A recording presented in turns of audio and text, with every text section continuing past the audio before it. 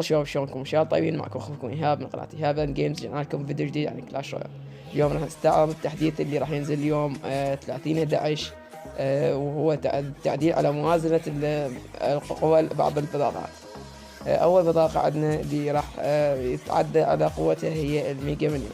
الميجا مليون من البطاقات اللي انتشرت بشكل مو طبيعي، وتقريبا تدخل باغلب الاستراتيجيات واكثر اللاعبين يستخدموها.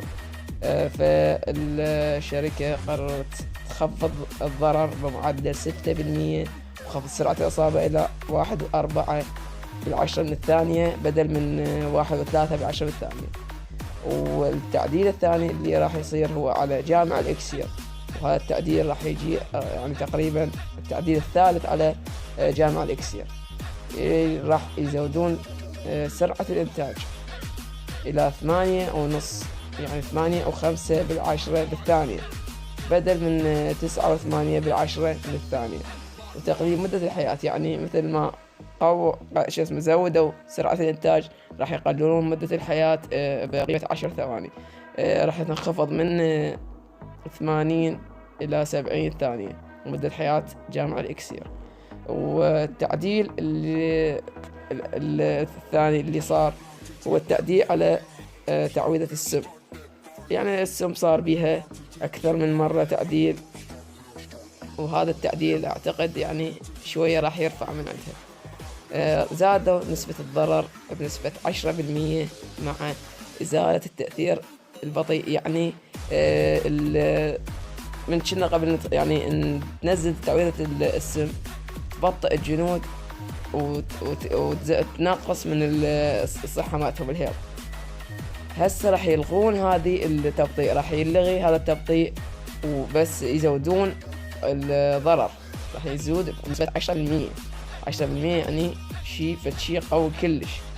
والتعديل الثاني اللي صار عندنا هو على التومبستون، شاهد القبر. راح تتقلل سرعة التوالد إلى 2.9 بدل من 2.5 ثانية. تومبستون يعني بطاقة رائعة بالدفاع، يعني أكثر الاستراتيجيات، يعني أكثر بطاقة مستخدمة في الدفاع هي تومبستون. لكن الشركة دوم تحب إنه اللاعب ما يبقى على استراتيجية معينة أو بطاقة معينة تستخدمها بشكل كبير، لازم إنك تغير. التعديل الثاني اللي عندنا هو التعديل الأخير اللي هو على عندنا على اللافا اللي راح تتغير. يقللون نسبة الإصابة مع الجراء الصغيرة اللي تطلع من اللافا بعد الانفجار، تقلل نسبة الإصابة مالتها نسبة 1%.